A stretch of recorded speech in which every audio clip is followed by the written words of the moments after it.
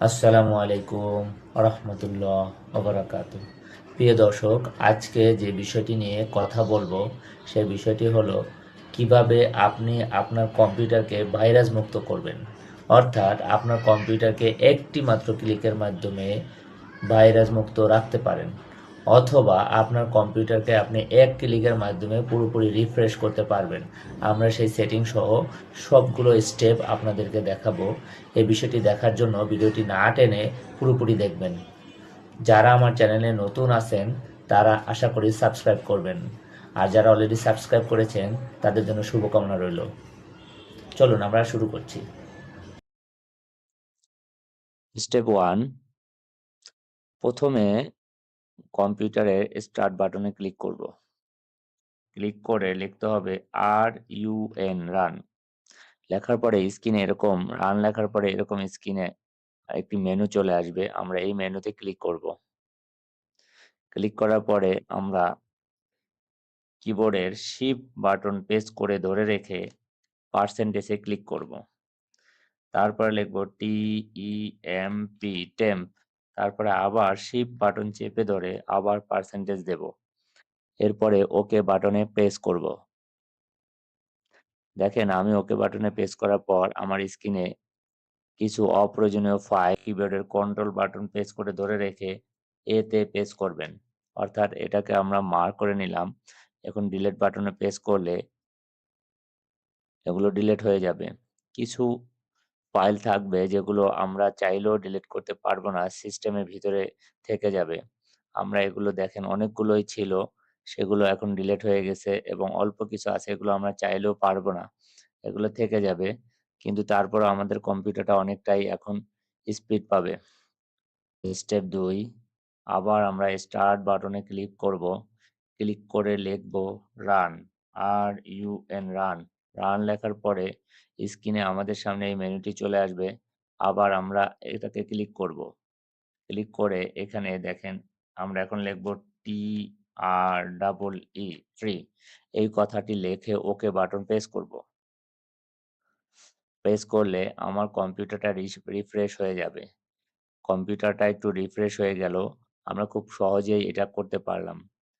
এরপরে স্টেপ 3, আমরা স্টার্ট বাটনে ক্লিক করব। ক্লিক করে আবার আমরা রান লিখব। রান মেনুটি চলে আসলো। এরপরে আবার রানে ক্লিক করব। ক্লিক করে এখানে আমরা লিখব CLEANMGR, এই কথাটি লিখব। লিখে ওকে বাটনে প্রেস করব। প্রেস করলে দেখেন আমাদের কম্পিউটারের ডিস্কটি এখানে শো করছে এবং এটাতে আমরা ওকে ক্লিক করব। ক্লিক করলে আমাদের এখানে আরেকটি স্ক্রিন চলে আসবে। এখানে লেখা আসছে, are you sure you want to permanently delete this file? Yes, আমরা এখানে এই ফাইলটা মানে হচ্ছে আমরা কোনো প্রয়োজনীয় ফাইল না, অপ্রয়োজনীয় এবং টেম্পোরারি যে ফাইলগুলো আমার ফোল্ডার এবং আমার কম্পিউটারটাকে জ্যাম করে রেখেছে সেইটাকে আমরা এখান থেকে ডিলিট করে দেব। অর্থাৎ সি ড্রাইভের ভিতরে যত অপ্রয়োজনীয় ফাইল আছে সেগুলো এখান থেকে ডিলিট হয়ে যাবে। আমরা এটাকে ডিলিট প্রেস করলে ডিলিট হয়ে যাবে।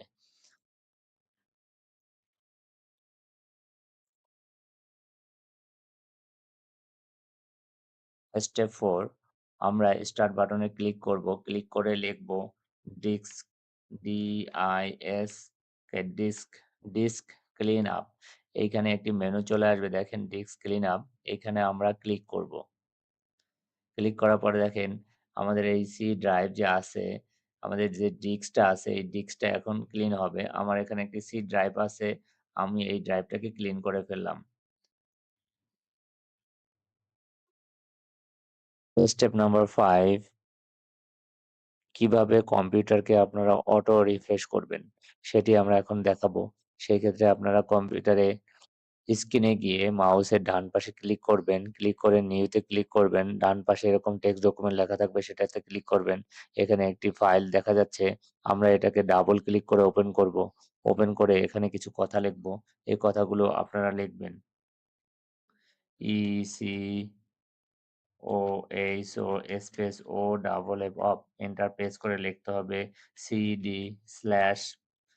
দিয়ে লিখতে হবে স্ল্যাশ দেওয়ার পরে এন্টার প্রেস করবেন। প্রেস করে লিখতে হবে TR3, এরপরে এন্টার প্রেস করে লিখতে হবে বড় হাতের C, এরপরে কোলন, এরপরে এন্টার প্রেস করে লিখতে হবে 3R3, এরপর এন্টার প্রেস করে আবার বড় হাতের D, তারপরে কোলন, আবার এন্টার প্রেস করে লিখতে হবে 3 TR3, এরপরে এন্টার প্রেস করে লিখতে হবে E, বড় হাতের E লিখতে হবে, তারপরে দিতে হবে কোলন, এরপরে এন্টার প্রেস করে লিখতে হবে TR3। এই কথাগুলো লেখার পরে আমরা এই ফাইলটাকে সেভ করব। সেক্ষেত্রে ফাইলে গিয়ে আমরা সেভ অ্যাজ এ ক্লিক করব। সেভ অ্যাজ এ ক্লিক করলে দেখেন এখানে আমাদের দেখাচ্ছে কোথায় আমরা সেভ করব। আমরা এটাকে ডেস্কটপে সেভ করব। সেক্ষেত্রে আমরা এখানে লিখলাম। আমি ফাইলের নামটা চেঞ্জ করে দিতে চাই। REFRESH আমি রিফ্রেশ নামে দিলাম এবং এটা ডট দিয়ে BAT কথাটি লিখলাম। আপনারা যে নামেই এটিকে সেভ করেন, নামের শেষে আপনারা ডট BAT এই কথাটি লিখলে এটি কাজ করবে। আপনারা যদি BAT এই কথাটি না লেখেন তাহলে এটি কাজ করবে না।